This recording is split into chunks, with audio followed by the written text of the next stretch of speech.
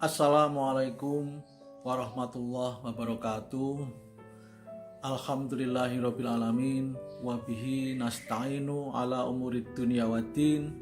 Allahumma shalli wa sallim ala Muhammadin wa ala alihi wa ashabihi ajmain, amma ba'du.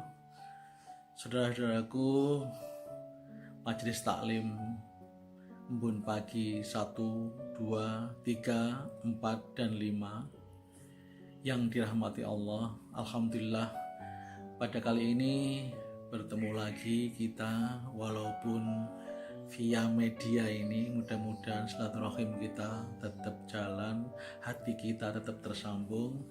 Kita perlu bersyukur pada Allah bahwa masih banyak kenikmatan yang bisa kita syukuri. Allah berjanji, a'udzubillahi minasyaitonirrajim, la in syakartum la azidannakum wa la in kafartum inna adzabi lasyadid. Seandainya kamu mau bersyukur pada nikmatku, pasti akan aku tambahkan dengan kenikmatan yang lain. Namun seandainya engkau kufur, ingatlah bahwa azab Allah itu sangat pedih. Saudaraku yang dirahmati Allah, ini yang pertama. Yang kedua, marilah kita menyampaikan sholawat dan salam kepada junjungan kita Nabiullah Muhammad Sallallahu Alaihi Wasallam. Kalau kita perhatikan pada akhir-akhir ini, kita sedang menghadapi musibah yang berskala nasional, yaitu adanya penyebaran virus yang disebut dengan virus corona atau COVID-19 yang menyebabkan perubahan yang sedemikian besar. Allah telah memberikan informasi tentang hal ujian kepada manusia, yaitu dalam surat Al-Baqarah ayat 155. Marilah kita buka jamaah sekalian, coba Al-Qur'annya dibuka di rumah, surat Al-Baqarah ayat 155. Mari kita baca bersama-sama. A'udzubillahi minasyaitonirrajim. Bismillahirrahmanirrahim. Walanabluwannakum bisyai'im minal khawfi wal ju'i wa naqsim minal amwali wal anfusi was samarat wa basyiris sabirin. Shadaqallahul adzim.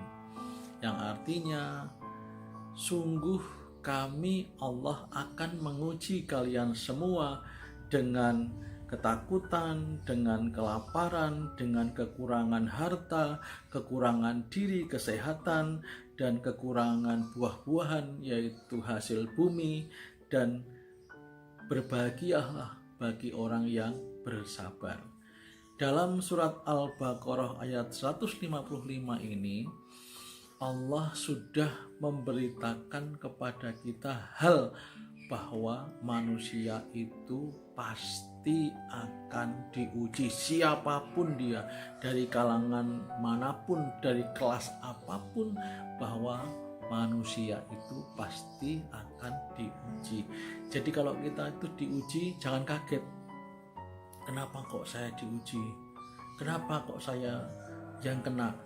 Gak usah kaget, karena semua orang akan diuji, dan ujian dari Allah, soal-soalnya sudah dibocorkan. Betapa baiknya Allah. Allah menguji manusia, tapi Allah pun memberitahukan kepada kita soal-soal ujiannya. Apa itu soal-soal ujian dari Allah? Ada 5, Bapak Ibu sekalian. Ada berapa? Ada 5. Coba kita buka di surat Al-Baqarah 155. Soal ujian dari Allah yang pertama yaitu khauf. Khauf itu ketakutan, kecemasan, kekhawatiran. Yang kedua apa? Walju, dan rasa lapar. Kemudian yang ketiga apa? Wa naqsim minal amwal, dan kekurangan harta, kekayaan harta benda. Yang keempat apa? Wal anfus, kekurangan dalam diri kita, kesehatan kita, bahkan nyawa kita. Bisa yang paling sederhana yaitu paling ringan yaitu sakit, yang kecil sampai yang paling berat yaitu kehilangan nyawa. Dan soal ujian yang kelima yaitu was samarat, kekurangan dalam buah-buahan atau hasil bumi atau bahan makanan kita. Sudah bahas di surat Al-Baqarah ayat 155. Isinya adalah bahwa Allah pasti akan menguji umatnya. Semua orang tidak akan lepas dari ujian dari Allah. Cuman Allah sudah memberikan jawaban di akhir ayat 155, yaitu dan berbahagialah bagi orang yang bersabar. Orang mendapat musibah itu sedih, tapi Allah akan memberikan balasan kebahagiaan bagi orang yang menghadapi ujian itu dengan kesabaran. Bagaimana atau seperti apa ciri orang yang bersabar? Itu kita bisa melihat di surat Al-Baqarah ayat 156. A'udzubillahi minasyaitonirrajim. Alladzina idza asobathum musibah qalu inna lillahi wa inna ilaihi raji'un. Shadaqallahul adzim. Orang yang bersabar yaitu jika dia mendapatkan musibah, ditimpakan musibah, qalu, mereka berkata, mereka meyakini inna lillahi wa inna ilaihi raji'un. Dalam surat Al-Baqarah 156 ini Allah menyebutkan bahwa ciri orang yang bersabar itu jika menghadapi musibah dia akan punya dua keyakinan. Yang pertama adalah inna lillahi, yang kedua wa inna ilaihi raji'un. Jadi ini yang selama ini kita kalau mendengar inna lillahi wa inna ilaihi raji'un itu kan berita duka. Sebenarnya dalam konteks surat Al-Baqarah 156 adalah berita gembira. Orang yang bersabar itu mendapatkan berita gembira. Seperti apa orang yang bersabar? Jika dia ditimpakan musibah, mendapatkan musibah, dia berkata dengan keyakinan innalillahi, yang pertama yaitu sesungguhnya aku dan semua yang aku butuhkan yang punya adalah Allah. Yang pertama itu. Yang kedua, wa inna ilaihi raji'un, dan sesungguhnya aku dan semua kehidupan ini harus dikembalikan kepada Allah. Ini ciri orang yang bersabar, yaitu ketika dia mendapatkan musibah. Misalnya yang pertama, dia mendapatkan kecemasan, dia membutuhkan ketenangan, dia yakin bahwa Allah yang bisa memberikan ketenangan. Kalau dalam surat Quraisy dikatakan wa amanahum min khauf, dan Allah yang memberikan rasa aman sehingga terbebas dari rasa takut. Jadi ketika kita cemas, khawatir, tidak boleh berlarut-larut, kita harus segera ikhtiar di jalan Allah. Ini ciri orang yang bersabar, dia tidak boleh putus asa. Ketika dia cemas, dia butuh keamanan, dia minta sama Allah. Ketika dia lapar, dia butuh bahan makanan, kita yakin bahwa Allah akan memberikan rezeki makanan kepada kita. Ketika dia kekurangan harta, orang yang bersabar yakin bahwa Allah yang memberi rezeki kepadanya. Kemudian ketika dia mengalami sakit, kita yakin, orang yang bersabar yakin bahwa Allah yang akan berikan kesembuhan. Ketika kekurangan bahan makanan, kekurangan hasil bumi, dia yakin bahwa Allah yang memberikan kepadanya. Itu adalah ciri orang yang bersabar yang pertama, yaitu ketika dia membutuhkan sesuatu, ketika dia dikurangi sesuatu, kemudian dia butuh untuk ditambah, itu adalah larinya pada Allah. Yang membedakan orang yang bersabar atau tidak adalah ketika dia mendapatkan musibah, siapa yang disebut, siapa yang diingat pertama kali. Mendapatkan musibah yang disebut kok yang selain Allah, mohon maaf, berarti dia termasuk orang yang kurang bersabar. Kecenderungan manusia memang seperti itu. Ketika mendapatkan musibah, ketika mendapatkan sesuatu yang tidak enak, yang tidak diharapkan, kebanyakan manusia itu berkata kasar. Dia lupa menyebut nama Allah. Daripada kita ngomong kasar, kita menyebut yang lain yang kadang-kadang justru akan menimbulkan masalah baru. Alangkah baiknya ketika kita mendapatkan musibah, kita banyak-banyak mengingat Allah, mengingat kebesaran Allah, mengingat kekuasaan Allah yang akan bisa menolong kita. Dalam surat Ad-Duha, Allah pernah memberikan hiburan kepada manusia. wa wajadaka 'ailan fa'aghna.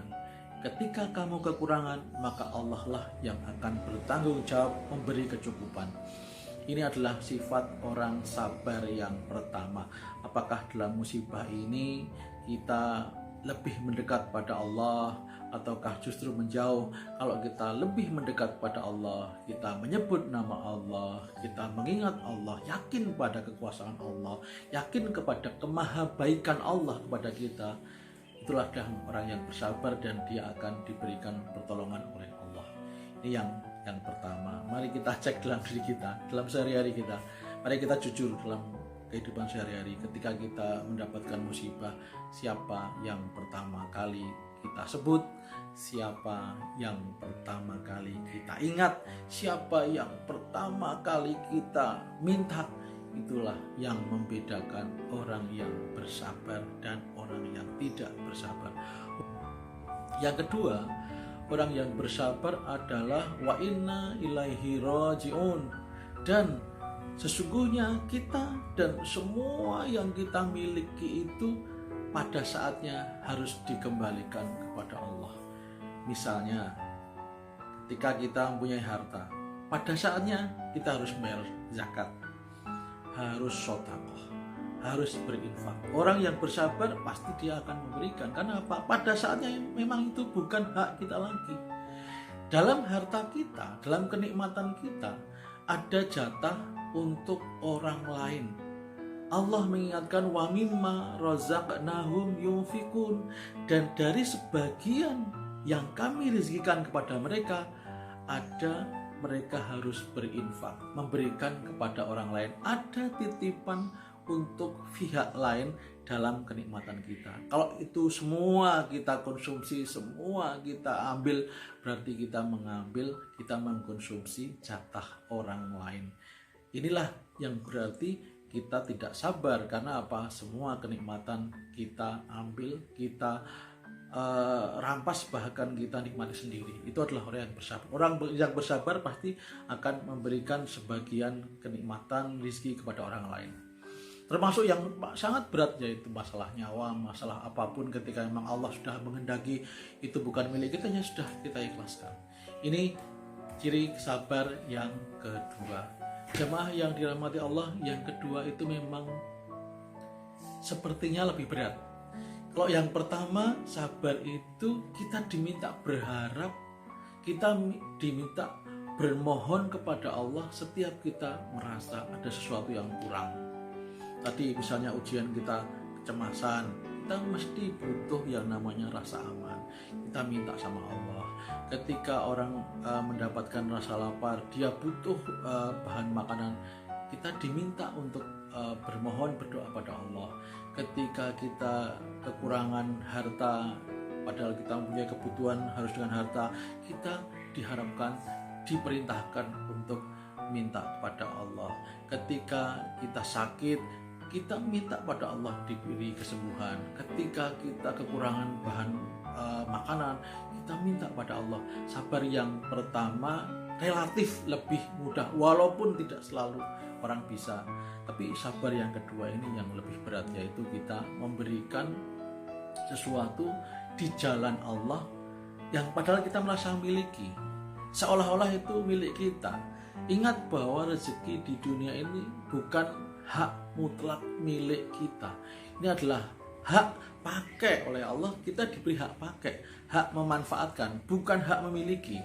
Ingat bahwa kenikmatan itu milik Allah, dan ketika Allah menghendaki, kita harus mengikhlaskan, kita harus sabar. Ini memang sabar yang lebih berat, lebih kualitasnya, tingkatnya lebih tinggi. Tapi kita harus bisa dua hal itu, yaitu sabar ketika kita kekurangan minta sama Allah, sabar ketika kita punya kelebihan, punya sesuatu Allah meminta, kita harus memberikan. Itu sabar. Jamaah yang dirahmati Allah, kemudian ada sebagai pelengkap sebuah hadis riwayat Baihaqi tentang jaminan yang diberikan Allah kepada kita. Ada 3 jaminan yang diberikan Allah kepada kita dengan 3 syarat. Saya pikir ini perlu kita pahami, perlu kita amalkan ketika kita sedang menghadapi musibah seperti ini. Dalam hadis riwayat Baihaqi ini Rasulullah bersabda, salasun mangkunna fihi awahullahu fi kanafihi wa nasyara alaihi rahmatahu wa adkhalahu jannatahu man idza utiya syakara wa idza qadara ghafara wa idza ghadiba fatara. Ini melengkapi sebagai kesempurnaan sabar kita. Rasulullah menyampaikan 3 jaminan yang akan diberikan kepada manusia dengan 3 syarat. Allah akan memberikan 3 jaminan. Yang pertama yaitu memberikan rasa aman. Yang kedua melimpahkan, mencurahkan rahmatnya. Dan yang ketiga menjamin dia masuk ke surga. Tapi dengan syarat. Kita ingat syaratnya apa? 1 yaitu jika dia diberi kenikmatan bersyukur. Jika dia mempunyai kekuatan, mempunyai kekuasaan, dia memaafkan. Dan yang ketiga, jika dia marah, dia bisa menahan diri. 3 jaminan dengan syarat 3 hal. Yang pertama, jika kita mendapatkan kenikmatan bersyukur. Jamaah yang dirahmati Allah, sabar dan syukur itu satu paket. Orang tidak bisa sabar kalau dia tidak bersyukur. Dia tidak bisa bersyukur kalau dia tidak pernah sabar. Jadi salah satu yang harus kita perbanyak di saat kita pengen mendapatkan pertolongan Allah, mendapatkan rasa aman, mendapatkan cinta dari Allah, mendapatkan surganya, yang pertama adalah kita banyak bersyukur. Dalam situasi seperti ini pun kita harus banyak bersyukur. Di antara musibah masih banyak kenikmatan yang bisa kita syukuri. Orang Jawa punya guyonan yang sangat mendidik. Ketika mendengar berita kecelakaan, orang Jawa mengatakan melihat mobilnya, kendaraannya ringsek, orang Jawa masih mengatakan alhamdulillah orangnya masih selamat. Kemudian ketika melihat orangnya itu tangannya luka, alhamdulillah kakinya masih selamat. Kemudian diketahui bahwa ternyata tangannya, kakinya itu pun terluka. Orang Jawa mengatakan alhamdulillah isih urip. Jadi ini kayaknya guyonan, tapi ini pelajaran yang sangat besar bahwa di antara musibah pun masih ada, kita harus mencermati kenikmatan yang bisa kita syukuri. Rasulullah mengingatkan pula dengan 2 kenikmatan yang banyak dilupakan oleh manusia. Nikmatani maghbunun bihima kasirum minanas as-syihah wal farah. Ada 2 kenikmatan yang kebanyakan manusia melupakan. Yang pertama yaitu kesehatan, as-syihah, kesehatan. Yang kedua wal farah, yaitu kesempatan. Kita masih diberi kesehatan. Memang ada sih ancaman kesehatan, tapi sampai saat ini kita masih diberi kenikmatan kesehatan. Mari kita syukuri. Paling tidak kita menggunakan kesehatan itu dengan cara yang baik, dengan beribadah maksimal, mendekat pada Allah, kita membantu kepada orang lain, kita juga menjaga kesehatan kita. Jadi kita sekarang masih diberi kesehatan, kita syukuri. Kita masih diberi kesempatan bisa mencari rezeki, kesempatan belajar dan sebagainya, masih harus kita syukuri. Jangan sampai kita menjadi orang yang kufur nikmat. Allah mengingatkan dalam surat Ar-Rahman sampai 31 kali. Allah berfirman, "Fabi ayyi ala'i rabbikuma tukadziban." Kenikmatan mana lagi yang kamu dustakan? Jadi jangan sampai karena satu musibah kemudian kita melupakan kenikmatan yang masih kita rasakan. Jadi fokus kita kepada musibah sehingga kenikmatan lupa kita syukuri. Ini yang perlu kita ingat bahwa masih banyak kenikmatan yang bisa kita syukuri. Mari ketika habis sholat kita banyak membaca hamdalah, alhamdulillah ya Allah saya masih sehat, alhamdulillah ya Allah keluarga juga sehat, alhamdulillah banyak kerabat kita yang masih sehat. Kalau toh kita mungkin prihatin dengan saudara atau teman lain yang sakit, kita mendoakan mudah-mudahan juga keluarga atau teman yang terkena musibah sakit segera diberi kesembuhan oleh Allah. Ini yang pertama ialah kita memperbanyak syukur apapun kenikmatan yang diberikan Allah. Saya yakin pasti ada kenikmatan yang masih kita syukuri. Kedua, apa sikap yang harus kita perbanyak pada saat ini? Jika dia kuat, jika dia berkuasa, jika dia orang yang mempunyai posisi, dia adalah pandai memaafkan. Kata kunci yang kedua yaitu memaafkan atau maaf. Mungkin dalam musibah ini memang kenikmatan atau fasilitas tidak seperti biasanya ketika keadaan normal. Marilah kita belajar memaafkan. Jangan mudah menyalahkan ini, itu, dan sebagainya yang akan semakin memperparah keadaan. Kadang-kadang orang itu mendapatkan musibah itu sakit, tapi ketika dia ditambah dengan marah-marah, ditambah dengan dia menyalahkan, itu tidak akan mengurangi rasa sakitnya, bahkan akan semakin menambah sakitnya. Mari kita perbanyak untuk memaafkan ya. Ini mungkin kurang dikit, biasanya kita mendapatkan segini kok kurang, mari kita tetap memaafkan. Jika kita sekarang tidak bebas lagi bertemu seperti yang lain, masih kita syukuri, masih kita bisa hubungan via media dan sebagainya, masih harus kita syukuri. Kalau kita ingat pada tahun 2006 itu musibah gempa, media belum seperti sekarang, komunikasi susah. Jadi kadang-kadang emang sekarang masih perlu kita syukuri, walaupun di antara musibah pun kita masih bisa bersilaturahim, menyapa atau berkabar-kabar dengan teman-teman saudara. Kalau dulu memang kan zaman 2006 itu kan sangat berat, orang mendapatkan musibah dan komunikasi juga susah. Kalau sekarang masih kita syukuri bahwa komunikasi masih lancar. Jadi kalau ada kurang dalam fasilitas itu, kita jangan mengedepankan marah. Orang yang mengedepankan marah itu pasti akan bertambah berat rasa sakitnya. Tapi kalau dia memaafkan, dia akan diberikan ketenangan, dan ketika tenang kemudian Allah akan memberikan jalan keluar. Ini yang kedua. Jadi jangan mudah kita menyalahkan, perbanyak maaf. Seberapapun kesalahan orang atau pihak lain kepada kita, mari kita belajar memaafkan. Dan yang terakhir, sifat yang harus kita perbanyak di masa sulit seperti ini adalah pengendalian diri. Ini jika dia marah, dia bisa mengendalikan diri. Jadi orang itu marah ketika ada sesuatu kekurangan, misalnya bahan makanan, kemudian dia memborong karena dia orang yang mampu memborong. Mari kita kendalikan diri. Jangan sampai kita hanya mementingkan kepentingan sendiri karena kita mampu, karena kita punya uang, karena kita punya kekayaan. Ketika kita tidak bisa mengendalikan diri, semua kita borong, semua kita beli, kita tidak bisa memahami, tidak bisa empati pada orang yang tidak mampu. Inilah yang akan memperburuk keadaan. Bahkan juga kalau Ebit GAD mengatakan dalam kekalutan masih banyak tangan yang tega berbuat nista. Dalam kekalutan masih banyak tangan yang tega berbuat nista. Pesan Bu.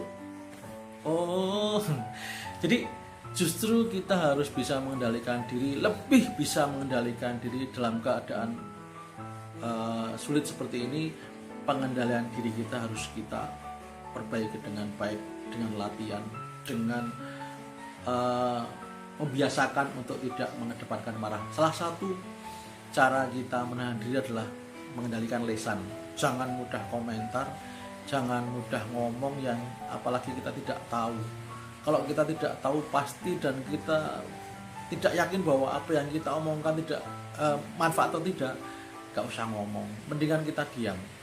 Kadang-kadang orang kan dalam seperti ini justru ngomong yang A, B, C yang dia tidak tahu, justru akan memperkeruh suasana. Apalagi hati-hati Bapak Ibu sekalian, panjenengan nge-share sesuatu informasi yang kemungkinan buat cemas dan itu sumbernya tidak jelas. Kendalikan diri, Pak. Jangan sampai kita ikut-ikutan share atau memberikan informasi yang justru akan memperburuk perasaan orang. Dikala kita mendapatkan musibah, yang pertama yaitu diperbanyak yang namanya syukur, yang kedua kita memperbanyak maaf, dan yang ketiga yaitu kita harus lebih meningkatkan pengendalian diri kita. 3 hal itu tadi diawali yang pertama dari lesan kita. Lesan kita banyak bertahmid, memuja kepada Allah, subhanallah, Allahu Akbar dan sebagainya, daripada ngomong yang lain yang tidak bermanfaat. Dan yang kedua kita juga memaafkan, tidak mudah mencela, tidak mudah menghukum orang atau tidak mudah memberikan penilaian kepada orang lain. Kemudian yang ketiga yaitu kita mengendalikan diri, walaupun kita mampu, walaupun kita punya, jangan sampai kita tidak mengendalikan perilaku kita dalam membeli, dalam berucap dan sebagainya, dan semuanya itu yang akan justru memperparah keadaan. Jamaah yang dirahmati Allah, ada beberapa hal yang akan saya rangkum. Yang pertama yaitu surat Al-Baqarah ayat 155. Intinya adalah Allah pasti menguji kepada manusia, dan ujian kepada manusia ada 5 hal. Yang pertama kecemasan, kelaparan, kekurangan harta, kekurangan badan kita dalam kesehatan kita, dan yang terakhir kekurangan dalam hasil bumi. Siapakah yang sukses menghadapi ujian itu? Di akhir surat Al-Baqarah 155 yaitu bakal sukseslah, bakal diberi kebahagiaan, diganti kebahagiaan bagi orang yang bersabar. 155 menerangkan tentang jenis ujian dari Allah dan cara menghadapinya.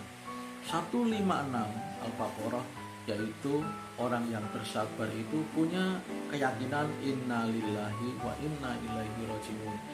Dia yakin bahwa ketika mempunyai satu kebutuhan, dia harus minta kepada Allah. Dia berikhtiar di jalan Allah, selalu ingat pada Allah.